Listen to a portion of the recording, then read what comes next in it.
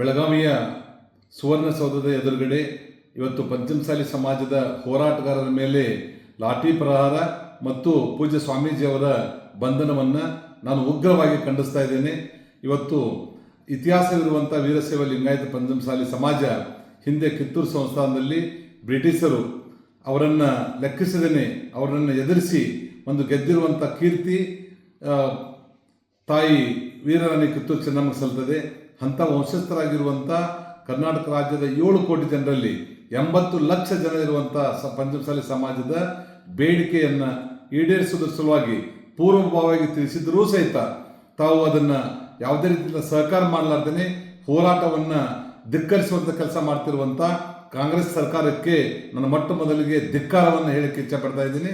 ಇವತ್ತು ಅಮಾಯಕ ಹೋರಾಟಗಾರರು, ಅದರಲ್ಲಿ ನಮ್ಮ ಪಂಚಮಸಾಲಿ ಸಮಾಜದ ಲೋಕಸಭಾ ಸದಸ್ಯರಿರ್ಬೋದು, ರಾಜ್ಯಸಭಾ ಸದಸ್ಯರು ಮತ್ತು ಶಾಸಕರು, ಮಾಜಿ ಶಾಸಕರು, ವಿವಿಧ ಜಿಲ್ಲಾ ಪಂಚಾಯತಿ, ತಾಲೂಕು ಪಂಚಾಯತಿ, ಗ್ರಾಮ ಪಂಚಾಯತಿಯ ಚುನಾಯಿತ ಪ್ರತಿನಿಧಿಗಳು, ಮಾಜಿ ಇರುವಂಥವರು ಮತ್ತು ಲಕ್ಷಾಂತರ ಜನ ಹೋರಾಟಗಾರರು ಇವತ್ತು ತಮ್ಮ ಬೇಡಿಕೆಯನ್ನು ಈಡೇರಿಸಿಕೊಳ್ಳಲಿಕ್ಕೆ ಅವರು ಮುತ್ತಿಗೆಯನ್ನು ಹಾಕಿರುವಂಥ ಸಂದರ್ಭದಲ್ಲಿ ಈ ಕಾಂಗ್ರೆಸ್ಸಿನ ಸರ್ಕಾರ ಪೊಲೀಸರಿಂದ ದೌರ್ಜನ್ಯ ಮಾಡಿರುವಂಥದ್ದು ಖಂಡನೀಯ ಅನ್ನುವಂಥ ಮಾತನ್ನು ಹೇಳ್ತೇನೆ.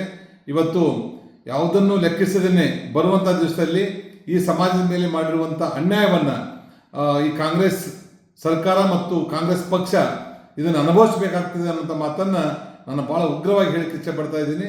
ಇವತ್ತು ಭಾಳ ಶಾಂತ ಸ್ವಭಾವವಾಗಿರುವಂಥ ಈ ಕೃಷಿ ಕುಟುಂಬದಿಂದ ಬಂದಿರುವಂಥ ಈ ಪಂಚಮಸಾಲಿ ಸಮಾಜ ಅವ್ರ ಮೇಲೆ ಲಾಠಿ ಪ್ರಹಾರವನ್ನು ಮಾಡ್ತಿರಂದ್ರೆ ನಿಮಗೆ ನಾಚಿಕೆ ಬರಬೇಕು ಅನ್ನೋಂಥ ಮಾತನ್ನು ಈ ಸಂದರ್ಭದಲ್ಲಿ ಹೇಳೋದ್ರ ಮುಖಾಂತರ ಇವತ್ತು ಈ ಸಮಾಜಕ್ಕೆ ಹಿಂದಿನ ಸರ್ಕಾರದಲ್ಲಿ ಜಾತಿ ಕಾಲಂನಲ್ಲಿ ಇರದೇ ಇರುವಂಥದ್ದನ್ನು 3B ಮಾಡಿಸಿರುವಂಥದ್ದು ಮತ್ತು ಬೇರೆ ಸಮಾಜಕ್ಕೆ ಅನ್ಯಾಯ ಆಗಲಾರ್ದೇ 2D ಮತ್ತು 2C ಅನ್ನು ಮಾಡಿರುವಂಥದ್ದು ಭಾರತೀಯ ಜನತಾ ಪಾರ್ಟಿ ಸರ್ಕಾರ ಅನ್ನುವಂಥದ್ದನ್ನು ಮತ್ತೊಮ್ಮೆ ಎಲ್ಲರಿಗೂ ನೆನಪಿಸಿಕೊಡುವಂಥದ್ರ ಕಡೆ ನಾನು ಮಾಡ್ತಾ ಇದ್ದೇನೆ.